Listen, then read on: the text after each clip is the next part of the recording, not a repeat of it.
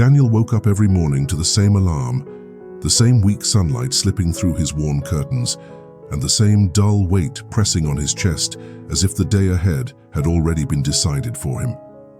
He was 28, working in a modest logistics company in a small town where most people settled early and dreams shrank quietly with age. His routine was safe but suffocating. A quick breakfast, a short drive past the same streets, polite greetings to colleagues, spreadsheets that blurred together until evening, and then the slow return home where silence filled the corners of his apartment. He had once imagined becoming an entrepreneur, building something that mattered, perhaps designing eco-friendly products or leading a team that created change. But those ideas now lived only in a dusty corner of his mind. Whenever he allowed himself to think big, a voice inside whispered, "Who are you to aim that high?" So Daniel learned to think small, safe thoughts, predictable actions, achievable goals. The habit of limitation became comfortable, even rational. But comfort, he realized one night as he stared at the ceiling, was a slow kind of decay. He felt restless, like a man meant for a life just beyond the horizon, but too afraid to step toward it. The turning point came unexpectedly during a company seminar, when the guest speaker, a retired CEO named Mr. Harris, spoke about vision. Harris's words cut through Daniel's apathy. The size of your success is measured by the size of your thinking. Most people aim for comfort, not contribution, and that's why they stop growing. The room applauded politely, but Daniel's heart pounded. For the first time in years, someone had named the exact thing he'd been afraid to admit. His world was small because his thoughts were small. That night he sat by his window and asked himself what he truly wanted from life. The answers came hesitantly at first, like shy children, then stronger. Freedom, impact, creativity, the ability to build something that mattered. He filled pages of a notebook with ideas, no longer judging them as unrealistic. It was the first act of rebellion against mediocrity. The next morning felt different. The same sun seemed brighter, the same streets somehow wider. At work, Daniel noticed how many people were simply surviving the day, moving like clockwork without spark. He didn't judge them, he recognized himself among them, but he began to imagine what would happen if he stopped blending in.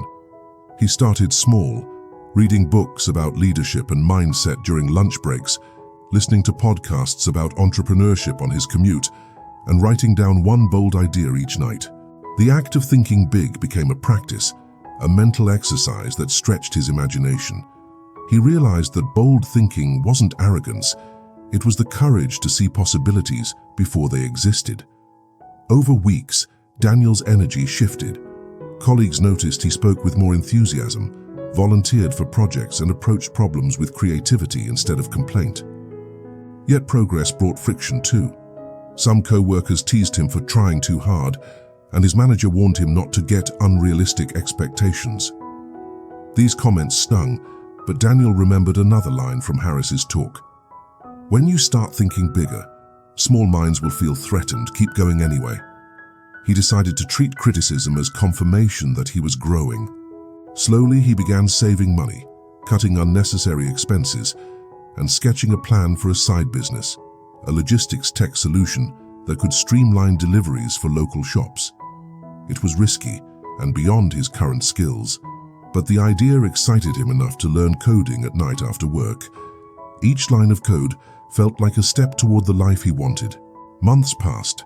Exhaustion tested his commitment, but the thought of returning to the old routine terrified him more than fatigue. The moment that tested him most came when his prototype failed repeatedly, draining both his savings and confidence. For 2 weeks, he questioned everything. Was thinking big just foolish optimism? One evening, while scrolling through messages, he saw a quote from an old mentor online. "Dreaming big means failing bigger too, but each failure grows the size of your next attempt." That night, Daniel decided he would not quit until he learned what the failure was teaching him. He rewrote his code, sought advice from online forums, and tested again. At 2 a.m., the program finally ran successfully. Alone in his apartment, he laughed aloud, not because of the result, but because he realized he had crossed an invisible barrier, the belief that failure was final. In that moment, he understood the real power of thinking big. It changes not only what you pursue, but who you become in the pursuit.